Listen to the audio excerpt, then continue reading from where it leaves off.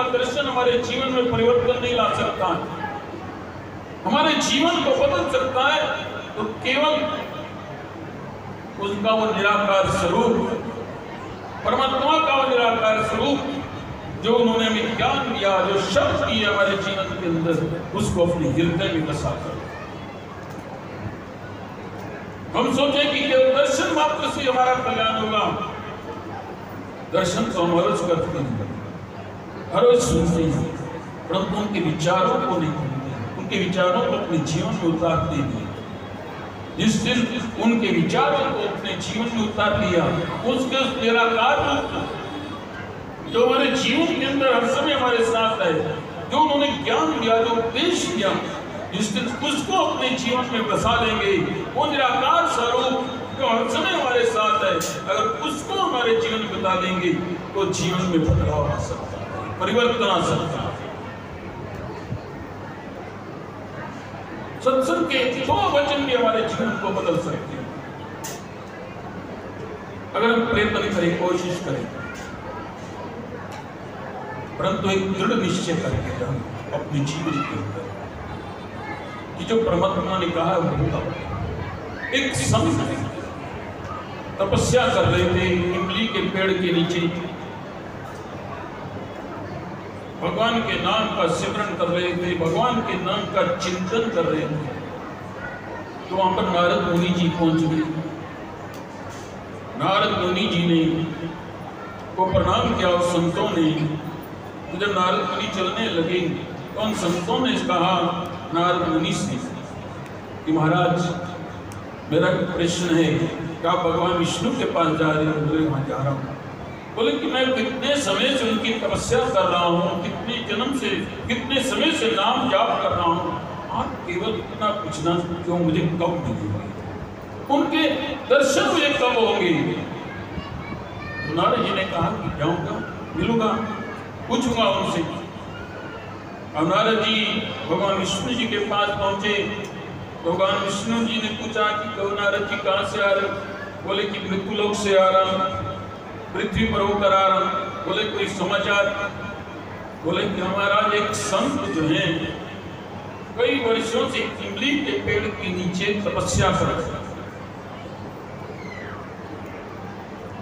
इमली के पेड़ के नीचे तपस्या कर रहे हैं, और उन्होंने पूछा है कि क्या मुझे भगवान मिलेंगे और कब मिलेंगे?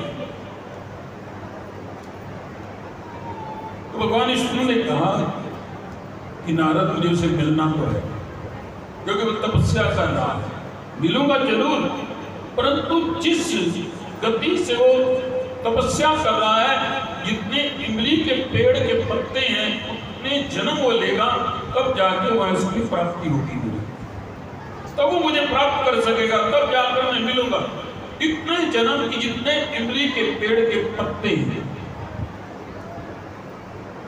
तो नारद जी एक बार सोचने लगे कि इतने जन्म, पता नहीं इमली के पेड़ पे कितने पत्ते, छोटे छोटे पत्ते, लाखों पत्ते। थोड़ा सा मन में उदास हुए कि भगवान ने कहा मिलेंगे, मिलेंगे भी तो कब? इतने जन्मों के बाद। उसका तो धैर्य टूट जाएगा। फिर भी नारद जी ने कहा कि चलो जो भगवान जी ने बताया उनको कहना तो है, इसी जाके जो संदेशा भगवान जी ने दिया है वो जाके कहा। अब वो पहुंचे नारद जी संत के पास, तो नारद जी जब संतों के पास पहुंचे तो नारद जी को संतों जी ने प्रणाम किया, कहा कि महाराज मैंने आपको एक संदेशा दिया था, आपने मेरी प्रार्थना की प्रभु से? बोले क्या की? बोले कि फिर उन्होंने क्या कहा?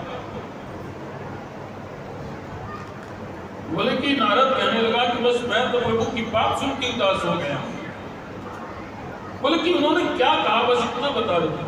उन्होंने कहा कि मिलेगा या न मिलेंगे?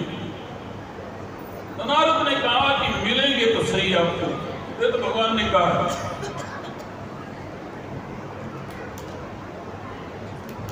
तो भगवान ने कहा कि नारद जी ने कहा कि मिलेंगे तो सही।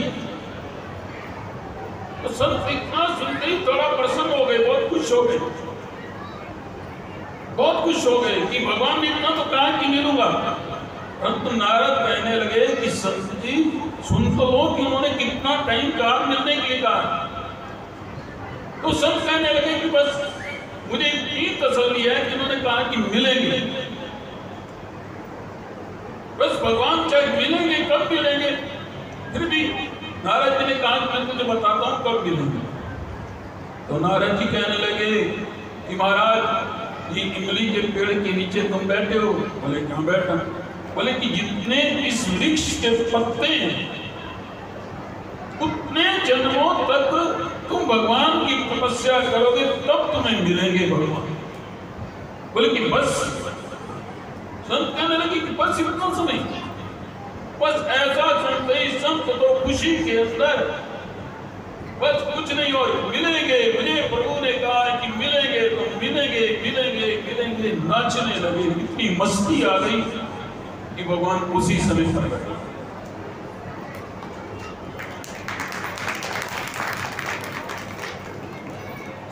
अब नारद जी वहीं खड़े, भगवान उसी समय आ गए। तो भगवान जब आए तो नारद जी कहते हैं कि प्रभु मेरी बेइज्जती करवानी थी तो पहले करवा देते कि इतने जन्मों बाद कहा, तो अभी तो आगे आप एक मिनट एक जन्म भी नहीं बीता, एक क्षण भी नहीं बीता, मैं तो भी इसको कहने आया था, इतनी देर में आप आएंगे। बोले कि नारद ये जिस समय जब तुम मेरे पास आए थे तब ये तपस्या कर रहा था, जब मेरे पास आने की तपस्या किसकी गति थी ना, वो इतनी गति थी कि वो उतने ही जन्म उसको लगते। परंतु जैसे ही इसने तेरे मुख से सुना कि भगवान मिलेंगे और इसके मन में एक दृढ़ निश्चय हो गया कि मिलेंगे, अभी इसने खाली ये सुना था कि मिलेंगे तो इसकी मन की दशा इतनी बेहद हो गया था, इतना इसके अंदर प्रेम उत्पन्न हो गया था कि मैं उस समय इसको खुद को रोक नहीं पाया।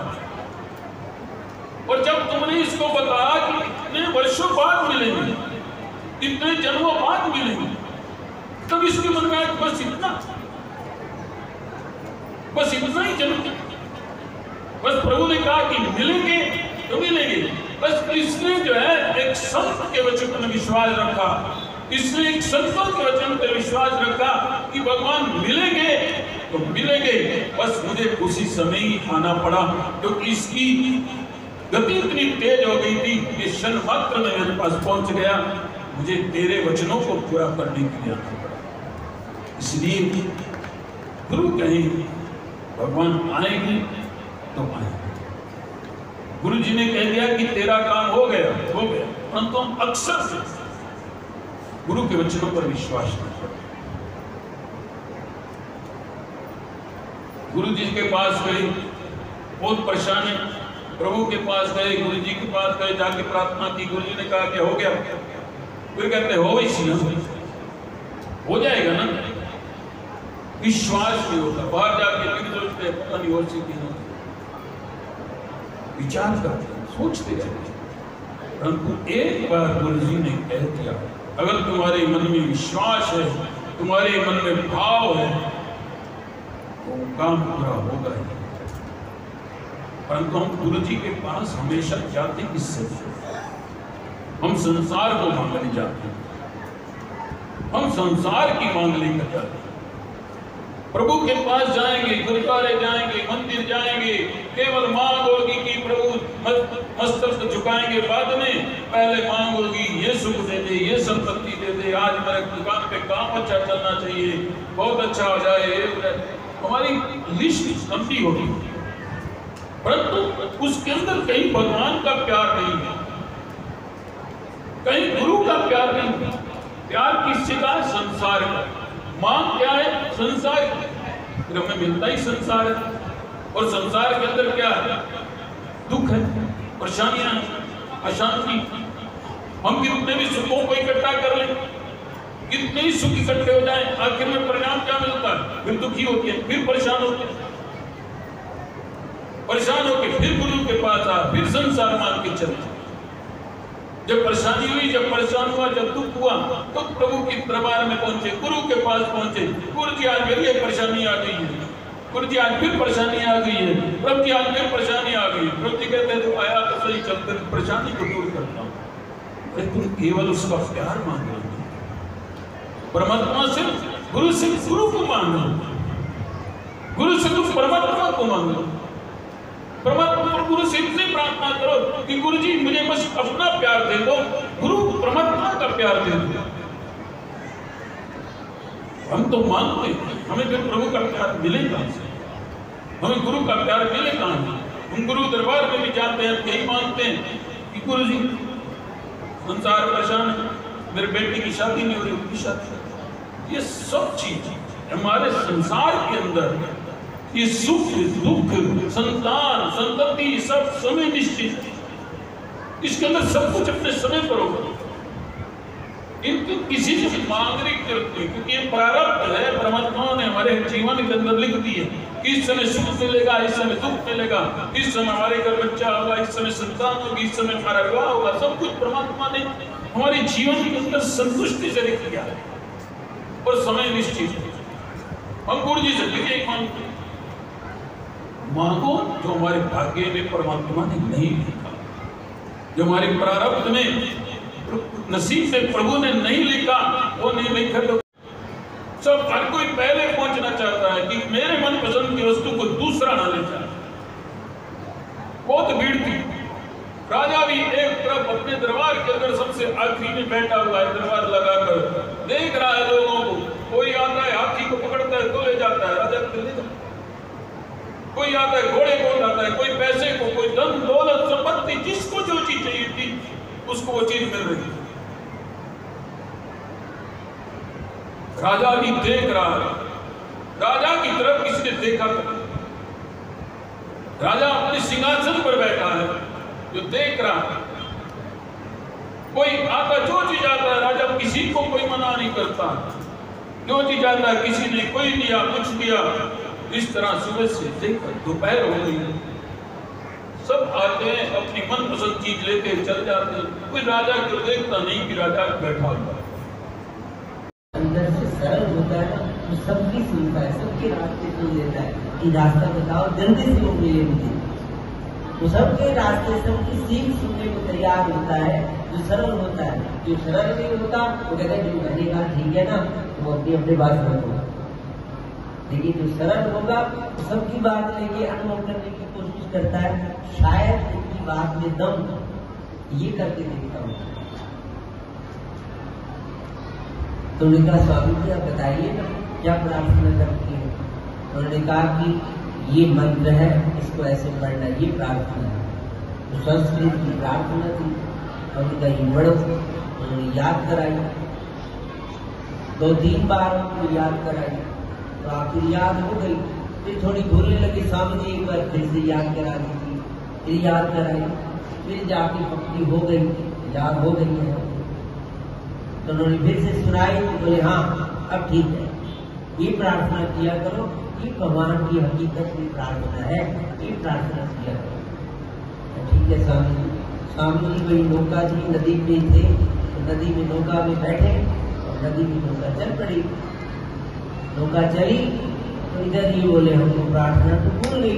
तीनों साथ भागे और पानी में भागे जा रहे, स्वामी जी स्वामी जी स्वामी जी।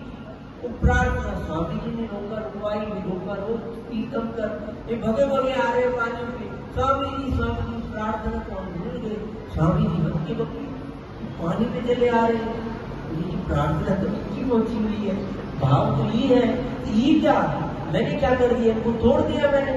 वो तुरंत स्वामी जी की आंख में अश्रु आए, क्षमा मांगने लगे कि मुझे क्षमा कर दो, मैं इस लायक नहीं था, मैंने आपको तोड़ा, आप इतनी ऊंची पानी में बगे आ रहे हो, आप इतना भगवान में हो कि आपको पता नहीं है पानी है कि धरती है, इतना खो गए तो इसमें, इतना तो ऊंची स्थिति पा गए हो, मैं तुमको तोड़ रहा हूँ, क्षमा करो मुझे। आप जो प्रार्थना करते स्वामी जी आप वही करना, और मैं भी आपकी प्रार्थना करूंगा जो आप कर रहे हो। जब आपको सिद्धि हो गई है तो आपकी यही प्रार्थना सिद्ध हो गई। स्वभाव भगवान भाव की, भाव चाहिए तुम्हारा, भाव से मुझे पुकारो, मैं आता हूँ। तो भाव तभी करेगा ना जब हम दुनिया से मुंह फेरेंगे। दुनिया से मुंह फेरने का अर्थ नहीं तो कोई भाग जाओगा, दुनिया में कहने का अर्थ होता है कि जैसे भगवान रखिए मैंने अपनी मन मानी नहीं कर दी, मन मुक्त होना, दुनिया की तरफ में होना, गुरुमुख होना, हरिमुख होना, कि परमात्मा की तरफ मैं मुख करके चलूंगा, ये होता है गुरु। जो गुरु के वचनों की तरफ चलता है, परमेश्वर के वचनों की तरफ चलता है, वो गुरुमुख है। और जो मनमुख है वो संसार की तरफ चलता है, कि जो मन में आए वो करता है। इसलिए कोई भी कर्म करो, सत्कर्म करो, जाप भी करो।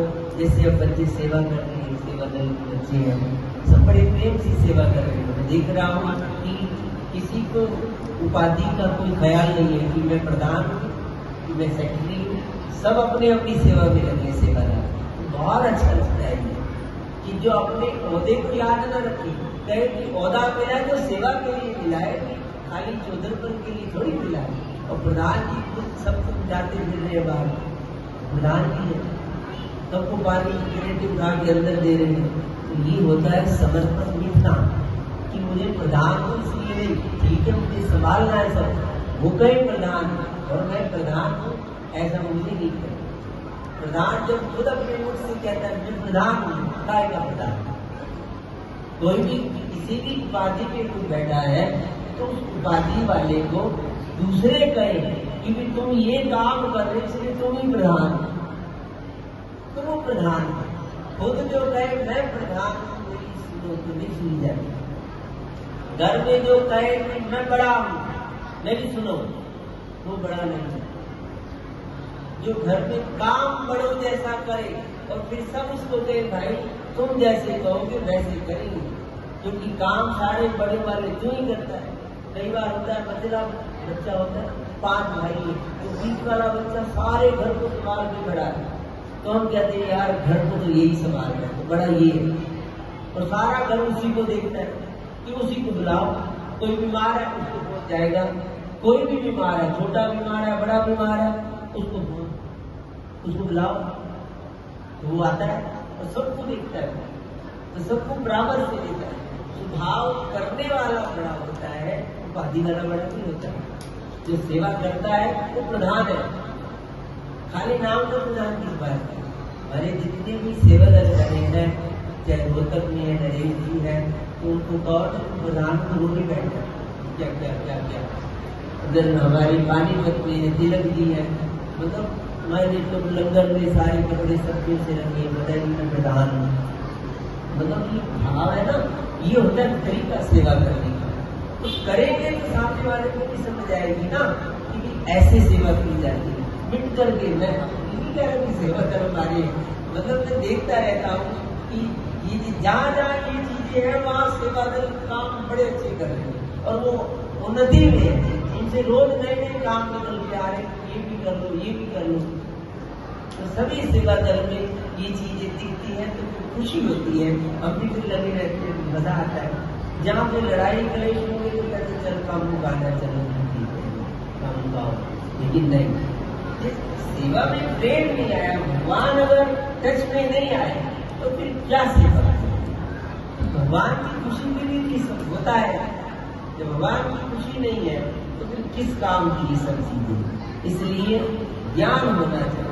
एक संत थे, उनका ज्ञान देवताओं तक पहुंच गया, इतना उनका ज्ञान शिखर पर पहुंच गया कि उनके कर्म में वो ज्ञान उतर गया, उनके जीवन में ज्ञान उतर गया, उनके हर प्रक्रिया में वो ज्ञान उतर गया। सत्य कि वो कुछ भी होता था सत्य से रिलेटेड ही होता था उनके हाथ में, कहीं अहम नहीं, जरा भी अहंकार नहीं, कुछ हो गया है हो गया है, ना आगे की सोचते थे ना पीछे जो हो गया मैंने कुछ किया तो सोच, मैंने कुछ बोला नहीं तो कुछ सोच, बुलवाया जो बोल गया, जो आगे बुलवाएगा बुलवाएगा, वो अपना गलत मार्ग जीते तो शांत रहते, जरा भी अंदर कहीं सोच नहीं आती और बस रहते और उसको देखते थे तू ही है, जो करेगा वही करेगा, जो हो गया है वो तूने किया, जो होगा वो तू ही करेगा, जो अब होगा तू ही करेगा, तू ही देखता है, तू ही सुनता है, तू ही समझते। यही आत्म ज्ञान,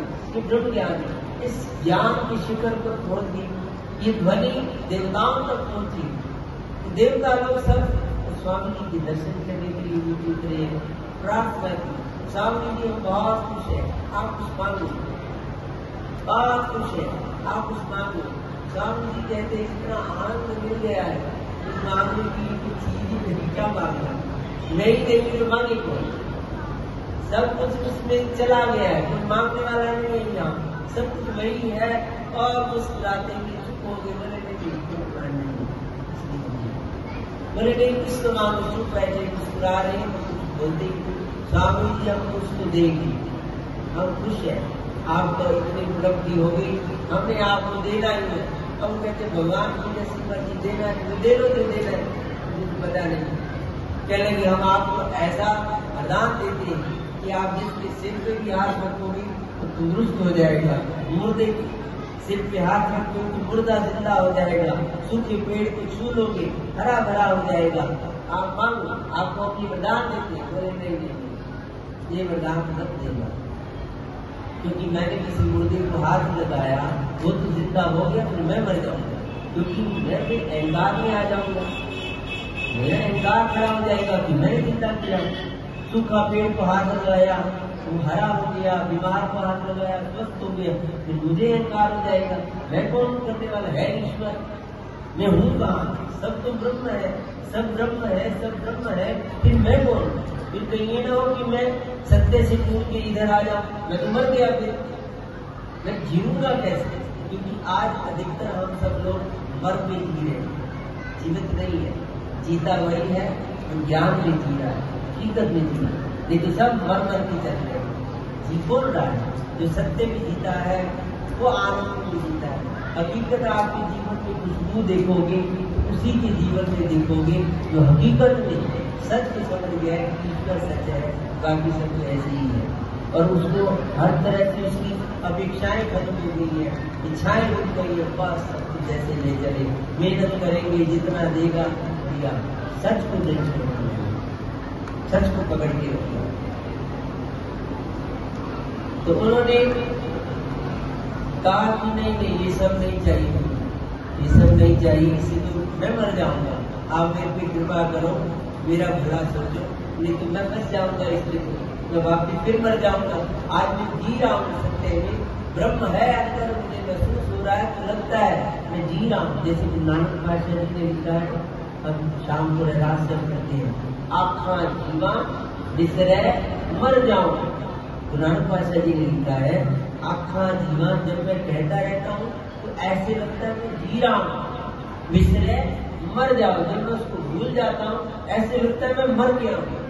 तो वही संत ने अपनी बात कही कि वो तो जिंदा हो जाएगा मुर्दा, लेकिन मैं मर जाऊंगा, मैं उस सत्य से टूट जाऊंगा जिसके साथ मेरा जीवन है, जिसमें लगता है कि मैं जी रहा हूँ, उसको लग गया पर सत्य समझ में आ गया कि उसके साथ हूँ तो मैं जिंदा हूँ, नहीं तो फिर हर कोई मृतक है, मृतक मृतक सब भाग रहे हैं, मुर्दे ही भाग रहे, दुनिया में कौन जी रहा है।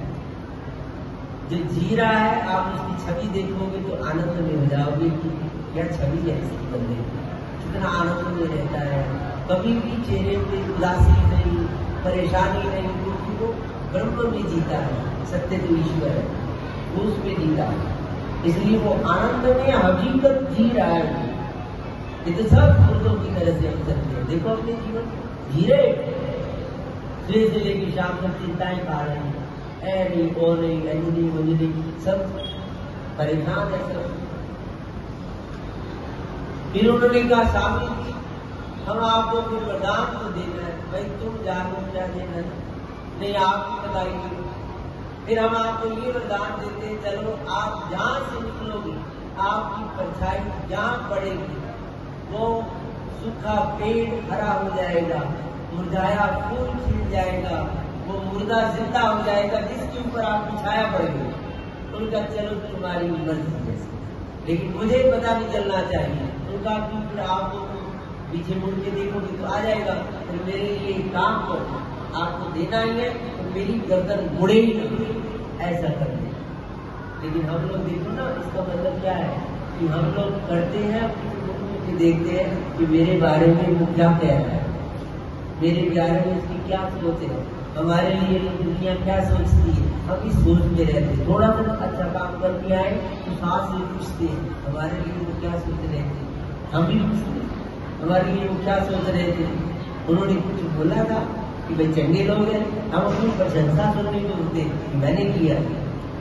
वो कहते हैं कि ऐसे कृपा करना मुझ पर कि मेरी गर्दन मुड़े ना। मुड़ने का अर्थ ये नहीं कि ऐसे कुछ लो लगा देना गर्दन मुड़े ना, बोले मुझे ऐसे करना कि फिर माया मुझे खींचे ना, कि मैं पीछे मुड़ के ना देखूं कि किसी ने मुझे देखा है कि नहीं देखा। और उसको ये नहीं होना चाहिए कि इसकी वजह से हुआ मैं निकल जाऊं। तो स्वामी निकल जाते थे, पीछे से फूल हरा हो गया, किसी को क्या पता परछाई पड़ी तो हरा हुआ। इसलिए उनको पता है जब वो शरीर छूटा, स्वामी जी ऊपर गए, देवताओं ने स्वागत किया, बड़े खुश हुए देवता। उनका स्वामी जी आपकी वजह से ना जाने मुर्दे जिंदा हो गए, आपको पता भी नहीं, मर रहा था और आपकी छाया क्या पड़ी तो जिंदा उठ के बैठ गया। कितने सूखे पौधे हरे हो गए, आपको पता भी नहीं। स्वामी जी ने कहा कि आपकी बड़ी कृपा, जो आप नहीं तो मैं तो मर ही जाता हूँ, अच्छा ऊपर नहीं होता। आपको पता, और फिर करने वाले तो ईश्वर है, मैं तो उसके साथ रहता हूँ, इसलिए तो आपने मुझे वरदान दिया। उसकी वजह से भी ये वरदान था, तो उसे नहीं किया, मेरी वजह से किया। अभी भी समझ मरने की बात भी मां ज्ञान बताऊंगा, अहंकार नहीं आया। तो इस तरह से जब हम जाग करके रहते हैं, कहीं भी अहंकार नहीं आता, तभी हमारा जीवन धन्य होता है। नहीं तो फिर जीवन व्यर्थ हो रहा है, जीवन जा रहा है। हम लोग इतनी बेहोशी में जीते हैं, जरा भी कहीं होश नहीं, विवेक नहीं कि हम क्या कर रहे हैं। बस मन की इच्छाएं इतनी उठी हुई है अंदर कि हम क्या से क्या कर डालते हैं हमको पता भी नहीं। हमारी आदतें इतनी बढ़ गई हैं, खराब हो गई है कि हम उस चीज के लिए पता नहीं क्या कर डालते। जीवन खराब कर डालते हैं सिर्फ मन की आदत की। जो एक बार आदत पड़ जाए बंदे को, कुछ भी हो, जैसे किसी बंदे के पास लॉटरी निकली, मतलब आपकी बात करेंगे, समय बहुत ज्यादा पहले भी हो गया है, तो एक बंदे की लॉटरी निकलती है और लॉटरी निकली तो वो गाड़ी बढ़िया खरीद लाया, अच्छी गाड़ी है या मस्त गाड़ी, घर भी अच्छा खरीद लिया, उसके इतने पैसे थे, बंगला खरीद लिया, घर में अच्छे सोफे सारा कुछ लिया है, अच्छे पकवान करने लगे, पैसे थे तब तक। और जब धीरे धीरे पैसे समाप्त हुए तो अब पैसे एक एक करके चीज अब बेचनी पड़ती है। बेचे कैसे? अब दुखी है, चीजें भी नहीं छोड़ना चाहता कि मैं गाड़ी दे दूं किसी को, ना गाड़ी भी नहीं छूटती, काम करता है, दुखी बहुत है। वो कई लोग दिखते हैं, परेशानी इतनी होती है, फिर भी गाड़ी बड़ी लेके आया है, समझ नहीं आती उसकी गाड़ी बड़ी क्यों तूने, उधर कहते पैसे नहीं है, कहते तो आदत बन गई, अब इसकी बिना चढ़ाई नहीं जाता, ये मूर्खता है कि जैसी स्थिति मैंने वैसे कर लो, दे दो उसको, थोड़े से चला लो गाड़ी, परेशानियां कम हो जाएंगी। नहीं, आदत नहीं छूटती, जो आदत बन गई है वो आदत बन गई। कोई शराब पीना शुरू करता है, चाहे पैसे नुकसान हो गया है, पैसे है नहीं, रोटी में कमी हो गई है, पर शराब भी से चोरी करके वो बर्तन बेच के भी पीऊंगा, शराब तो पीऊंगा। सिगरेट की आदत पड़ गई है, पैसे नहीं है तो भी बेच भी नहीं है, पैसे मांग के भी बीड़ी दे दे। बड़े बड़े लोग लोगों से बीड़ी मांगते देखे, बीड़ी कभी बंदा कोई ऐसी जगह फंस जाता है कि लाया बीड़ी कहीं से और वह बीड़ी मिल नहीं रही, एक गरीब आदमी से कहते बीच से बीड़ी दे क्योंकि तलब है अंदर। बड़े बड़े लोग छोटे से बंदे से कहते बीड़ी दे, माचिस है तेरे पास, गणेश जी से कहते माचिस है, करोड़ की गाड़ी से उतर के माचिस है तेरे पास, क्योंकि तलब है, आदत करनी है ना। एक बार क्या हुआ, एक समुद्र में उत्तरी ध्रुव की तरफ एक कुछ लोग यात्रा के लिए निकले, टापू था तो वहां पहुंच तो गए। अब जब वापस आना था तो तूफान उठा हुआ है, तूफान उठा है तो सबके पास सिगरेट, उनमें से 90% लोग सिगरेट पीने वाले, 90% सिगरेट पी। तो उन्होंने क्या किया कि जो कोटा था खत्म हो गया, अब सिगरेट की बिना सब्जी नहीं रहे, रोटी नहीं है कोई बात नहीं, पर सिगरेट चाहिए। अब क्या करने लगे, वो जो रस्सियां थी जहाज की, वो रस्सियां तोड़ तोड़ के काट काट के पीने लग गए, उसको झुलगाए घुमा ले उसका, अपना नशा पूरा कर रहे हैं। जो कैप्टन था उसने कहा भैया सारी रस्सियां खा जाओगे तो चलेगा कैसे, ये चलेगा नहीं। बड़ी मुश्किल पड़ गई कि जैसे कैसे और कोई जहाज आया, सारी रस्सियां पी गई, और कोई जहाज आया तो ऊपर करके उसको खींच के ले गए। जब तूफान रुका फिर ये खबर अखबार में छपी, एक वैज्ञानिक ने वो अखबार पढ़ी, तो वैज्ञानिक भी हाथ में सिगरेट लिए बैठे थे, उसने भी अखबार को पढ़ा, कहते यार सिगरेट इतनी तलब होती है कि रस्सियां पीनी पड़ती है, जब ना होती। उसने कहा यार मेरे लिए भी कल को ना हुई तो क्या होगा। अब उसने कुछ संकल्प नहीं लिया, उसने अपने ज्ञान को उठाया, अपने कहा कि जब मुझमें आत्मा है अगर, तो मैं ये सिगरेट आदि पी थी, उसको बंद करके उसके अंदर रख दिया। क्या बोलते हैं, सिगरेट रख दिया।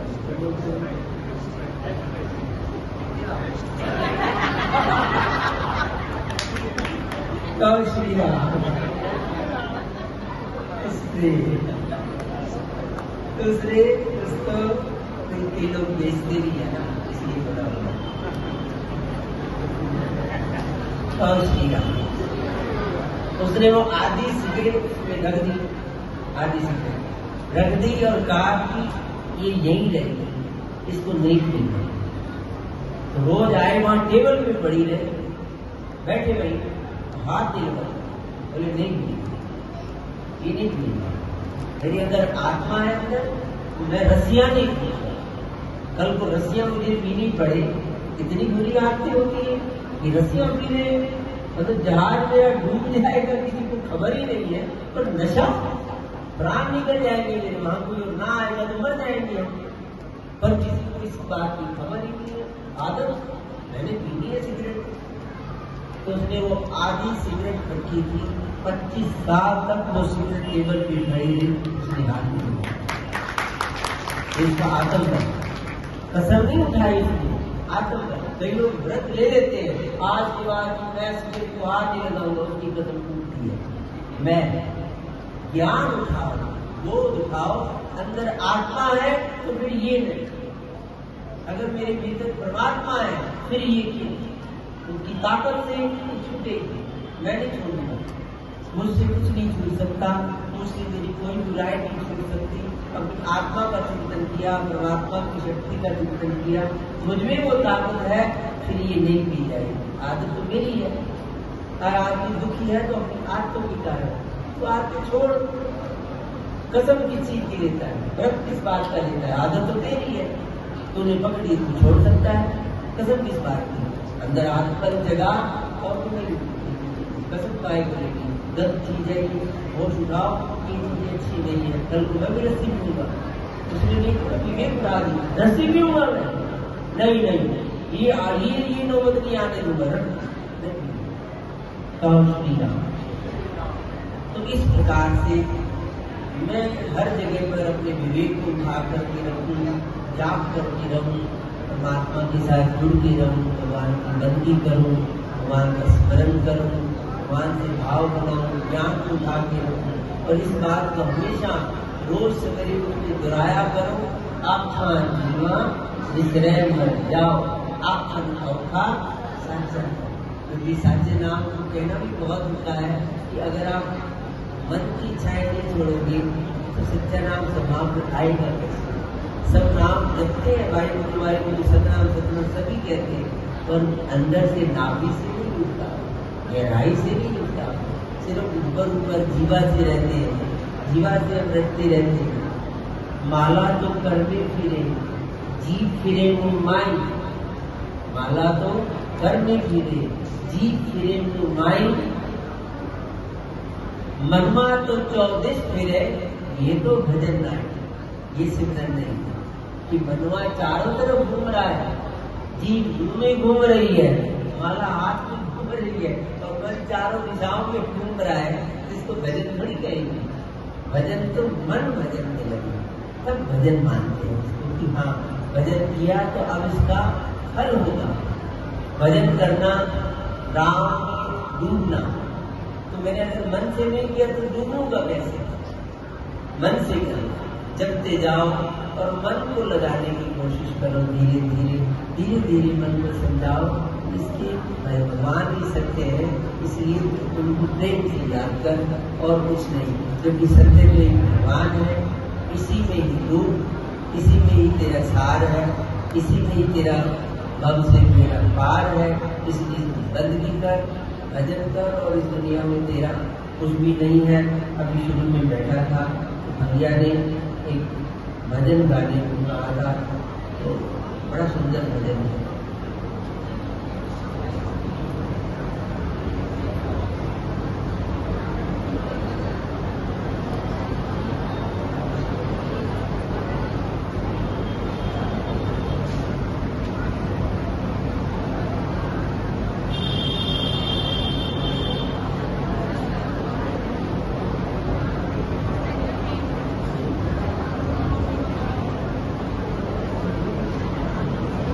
जितना आता है उतना तो आदमी सभी ने बड़े प्यार से सुनना है। भजन दो कलियां हैं।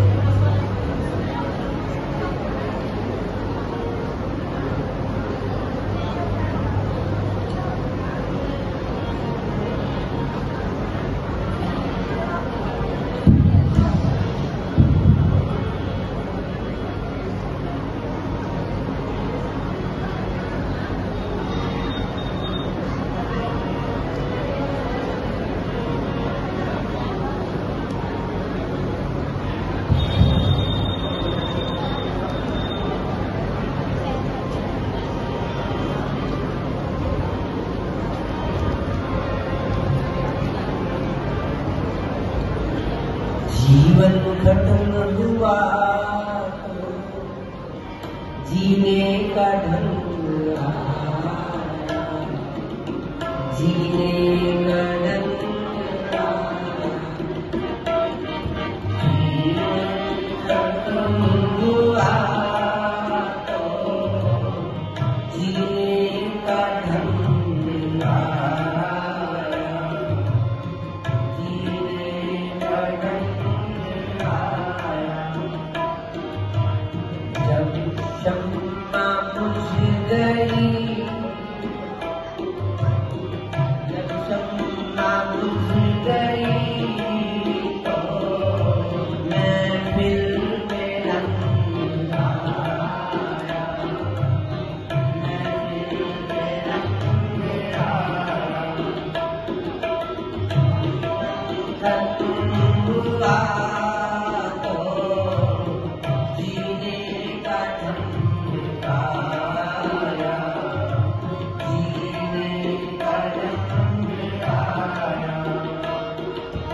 गाड़ी निकल गई तो घर से चला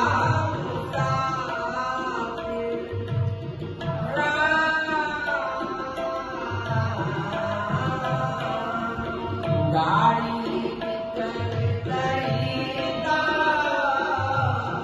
घर से चला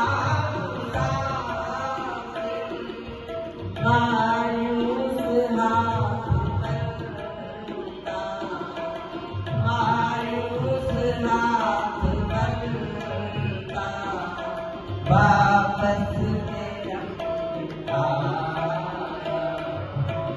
वापस तेरा आया। जीवन खत्म हुआ तो जीने का ढंग आया, जीने का ढंग आया। मन की मशीनरी ने तब ठीक चलना सीखा,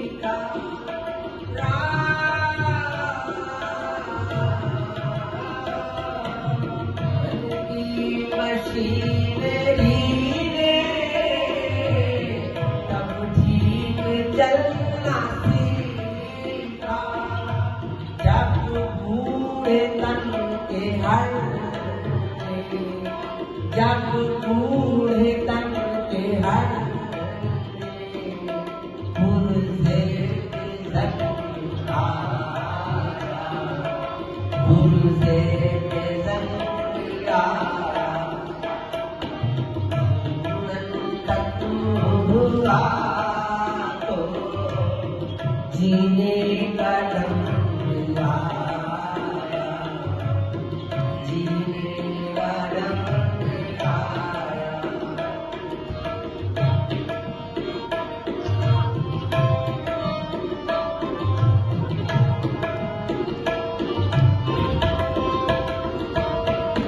फुर्सत के वक्त में ना सिमरन का वक्त निकला,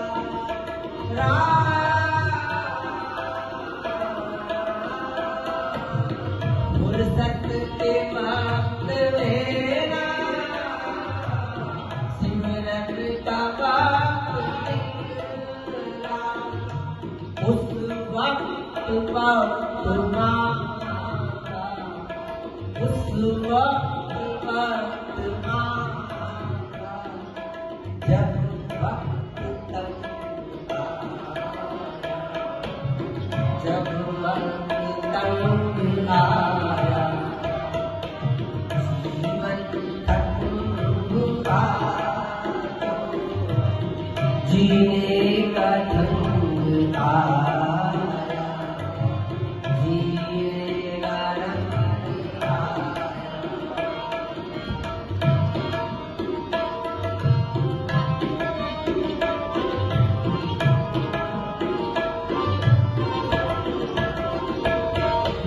आयु ने सिंह जंगल हथियार फेंकता,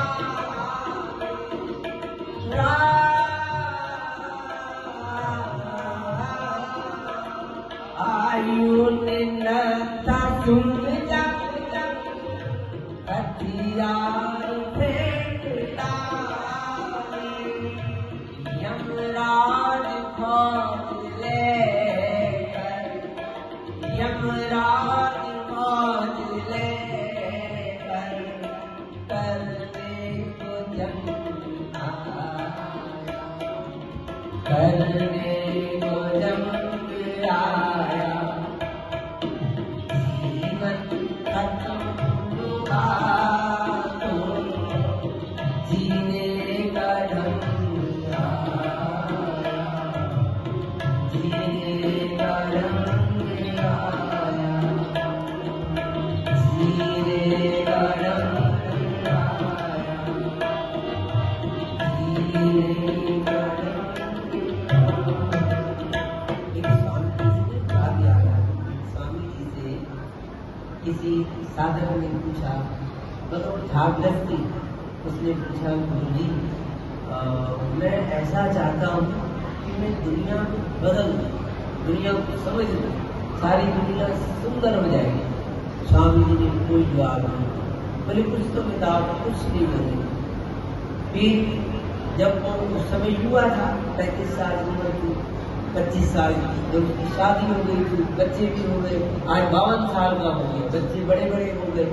अब बच्चे बड़े हो जाए तो क्या होता है? फिर आया स्वामी जी, कुछ ऐसा कर दो, ऐसा कुछ समझाओ मुझे रास्ता कि मैं अपने बच्चों को बदल दूं। स्वामी जी तब भी कोई जवाब नहीं दिया। अब उम्र हो गई 75 साल, जब 75 साल की उम्र हो गई, आज आया हिलता जुलता, कहते स्वामी जी कुछ ऐसी कृपा करो कि मैं अपने आप को बदल सकूं। स्वामी जी ने कहा कि तू चंगा आदमी, यही बात को उस समय 25 साल की उम्र में कहता ना तो अपने आप को बदल सकता था। तूने कहा मैं दुनिया को कौन बदल सकता है, बच्चों को कौन बदल सकता है? हर कोई अपने आप बदलता है, तेरे बदलने से कोई बदलेगा।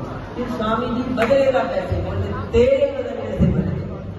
घर पे बाप बदल जाए तो बच्चे भी बदल जाए।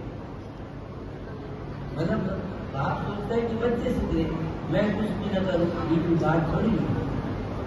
घर में एक सुधरता है, आप मोहल्ले में एक बंदा सुधरता है तो सारे घर सुधरते, सारे घरों में खुशबू हो जाती है कि ये मोहल्ला अच्छा है, और सब अच्छे बनने लगते हैं, अच्छे रहने लग जाते हैं। घर में एक बंदा अच्छा हो जाता है, सारे घर के अच्छे होने लग जाते हैं। इसलिए मेरे सुधरने से कई सुधर सकते हैं, पर मैं चाहूँ किसी को सुधारना, कोई न सुधरे। देखो आप हमारी बातें नहीं सुनोगी, किसी की बातें नहीं सुन जाओ, उसकी जीवन को देख के बदलते हैं। यार ये ऐसे कर सकते हैं, मैं भी तो कर सकता हूँ। मैं राम जी ने किसी को कुछ कहा नहीं, राम जी सिर्फ जिए, उनके जीवन को देख के हम जी रहे हैं। राम जी ने थोड़ी कहा कि ऐसे जिए।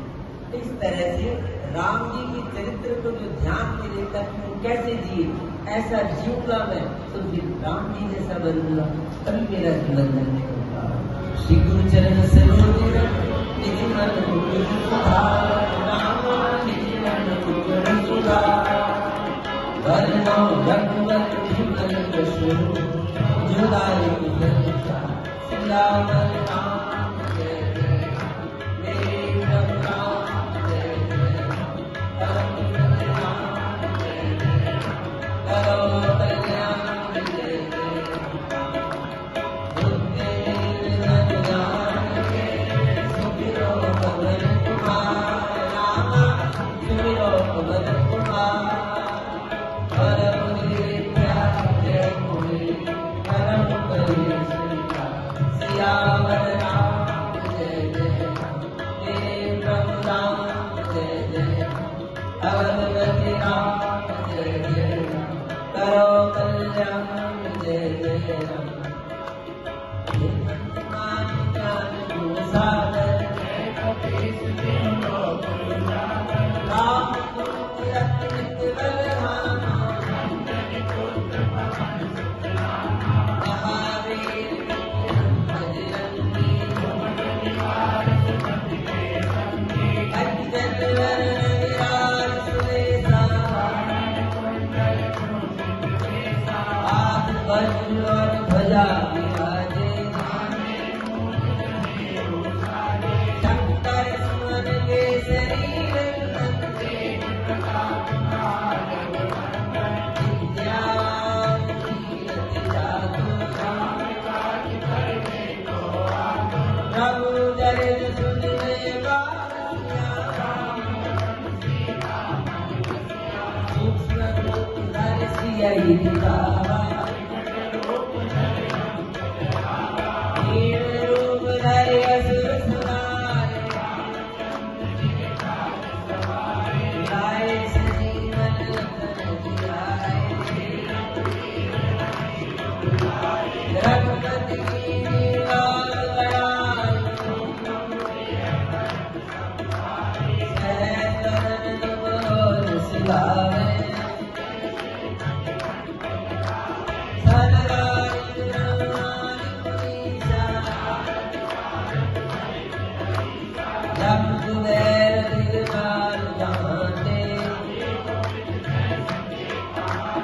तुम उपवास की गई कीना। तुमरो मंत्र विभीषण माना, युग सहस्त्र जानन दरबार। प्रभु मुद्रिका में उपमाई, दुर्गम राज जगत के जेते। आप गाए तुम रखवारे, सब सुख लहै तुम्हारी शरणा। आवन देश वारो आपे, रूप साथ कट नहीं आए। हास्य और हरे सब पीरा, संकट में हनुमान छुड़ावे। सब पर राम तपस किया जाए, और मनोरथ जो कोई आवे।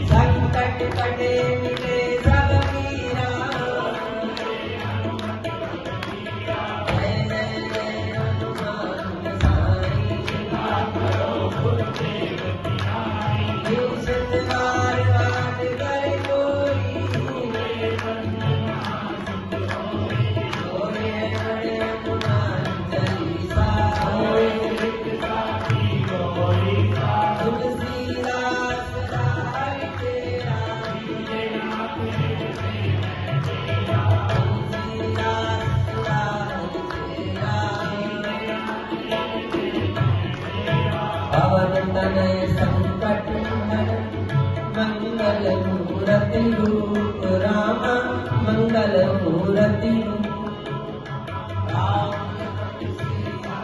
सहित हृदय बसो सियावर राम जय तेरे प्रभु राम जय अवधपति राम जय करो कल्याण जय बोलो पवन सुत हनुमान सती भाई की सहिता श्री गुरु नानक देव महाराज सियावर रामचंद्र भगवान पवन सुत हनुमान सद्गुरुदेव भगवान।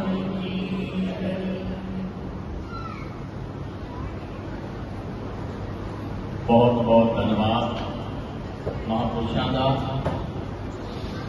सारिया संगतां के चरणों में बेनती है, सारिया संगतां ने बड़े प्यार और सत्कार के नाल प्रसाद लेना है। गुरु की बख्शिश प्राप्त कर रहे हैं सेवादार।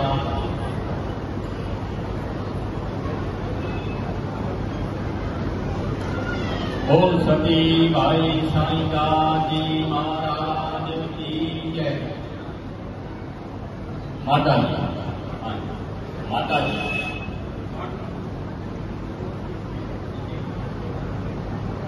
गेट की सेवा, स्टेज की सेवा इन्हों वालों फ्री की जाती है, तो इन्हों का सती भाई साईं सेवा दल जीत वालों बहुत बहुत धन्यवाद है।